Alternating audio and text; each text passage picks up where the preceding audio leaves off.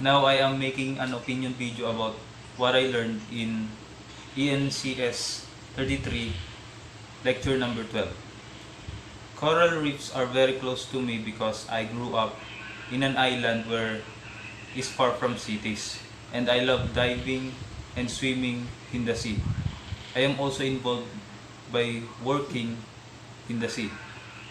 I am familiar with the looks under deep of the sea that I can able to swim. It looks strange, but it is quite beautiful. One example of the commercial exploitation is the selling of coral jewelry, commonly in US and UK. Not in the Philippines, but Philippines is exporter of that kind of coral that is to be made as coral jewelry. Coral jewelry are precious, expensive than precious metals in other countries, especially if it's rare. Coral reefs are harvested for jewelry. In Africa, the corals are used as jewelry for religious beliefs. The priests wear jewelry made of coral. In this situation, the corals are not abused, but because of this, the Westerners find this as an opportunity to gain profit by making corals as jewelry, and the demand of it becomes higher. That is why they harvested more of corals. The coral that is used to make jewelry are precious corals.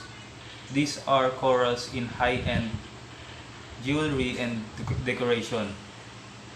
They are rare and limited, belong to the Corallidae family, particularly from the genus Corallium, Plerocorallium, Hemicorallium. Precious corals are different in color variants, more red, more expensive.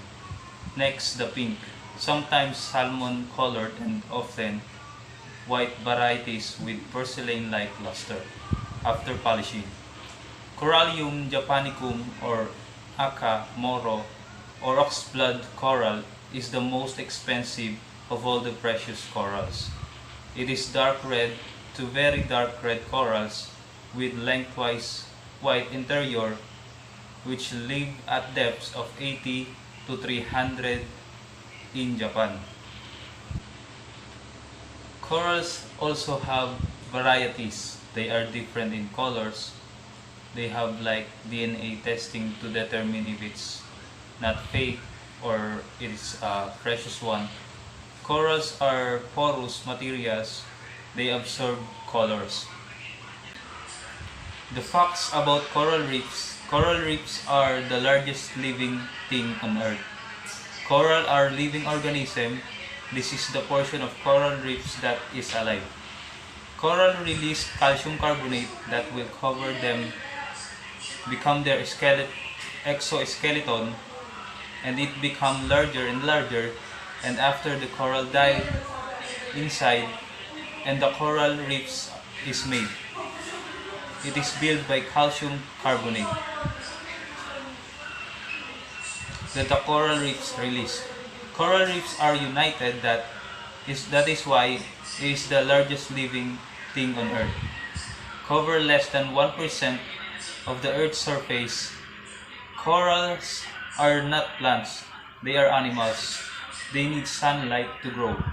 They get heat from sunlight through algae, and algae are work for them to get the nutrient from sunlight.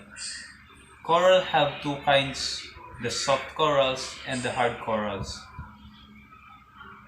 that build reefs. Coral reefs are underwater structure made from calcium carbonate.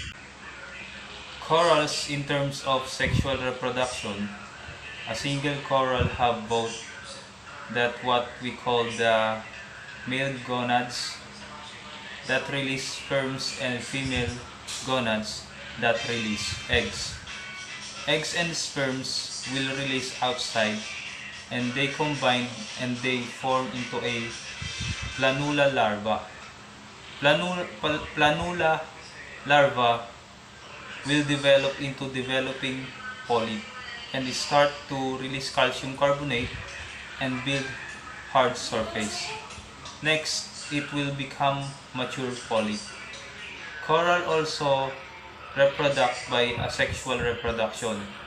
When coral divide through crack or anything, the parts are still alive and form another mature polyp or buds.